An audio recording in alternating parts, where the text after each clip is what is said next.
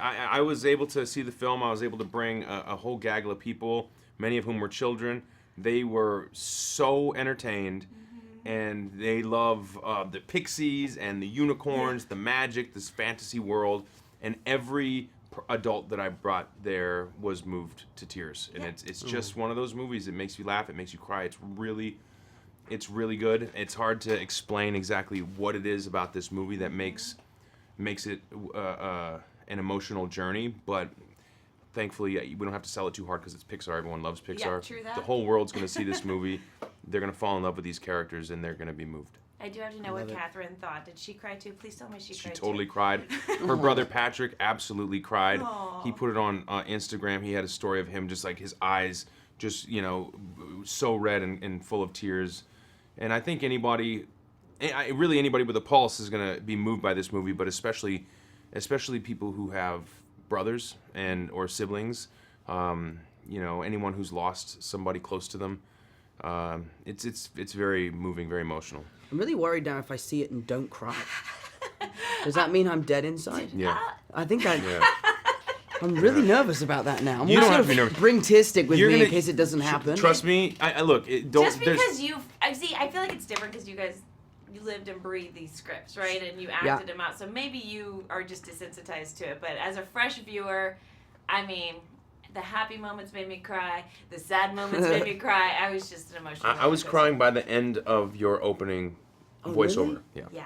Oh, dude. And that really works. That really did works. your son get to see it? Yes, he did. Yeah. Yeah, my son got to see it. He loved it. He went home with a handful of Disney toys. Him and his friends all got the same toys, and there's some really great merchandise that Disney's gonna do very well with. But yeah, he was excited, and he went home and was immediately talking about fantasy and magic, and it sparked an excitement in him in the idea of having a staff and being a wizard and being able to buy all the magic books and Maybe too young for Lord of the Rings yet, though.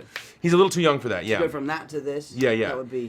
He's probably a little too young for Lord of the Rings, but that's coming up, Yeah. and I'm hoping to read him the books before I show him the movies. Oh, okay. Because we're just now getting through the Narnia books, and we're gonna need our next book to read. Nice. What do you hope that kids, Jack's age or maybe even a little bit older, take away from this film? I mean, it's a great movie. It's an exciting adventure. It will continue their love of Pixar. My son loves every Pixar movie. He's seen every single one. Pixar itself, there's a bit of pressure to deliver on that promise because a Pixar movie promises to be a Pixar movie, and I'm grateful to say that we deliver on that promise. And I think what kids are going to take away is the same thing they take away from all Pixar movies, which is they'll be delighted and taken on an adventure and taught some wonderful things about the nature of the world and specifically in this movie how magic is giving way to technology a little bit. And if we distance ourselves from the ease of technology, we can find magic in relationships around us. What's the one thing in technology world that you wish we could get rid of? Instagram. Twitter. Really? Yeah.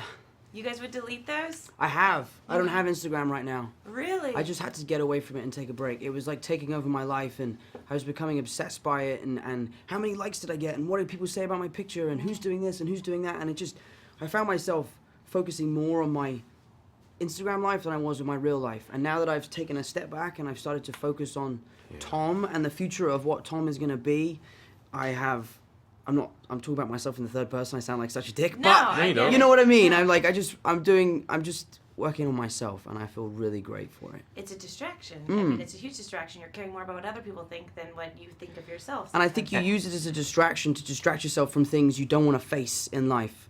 So when you step up and face them, you can get over them, and you become happier. And they also that when you give your presence to the thing in your hand, and I don't want to be critical because I do it myself, I know it happens, but just as an observation, we have our phone in our hand and we're looking at it. The people who are in the room with us, especially adults to their children, pets to their children, like there's this new study that's showing that pets hate phones.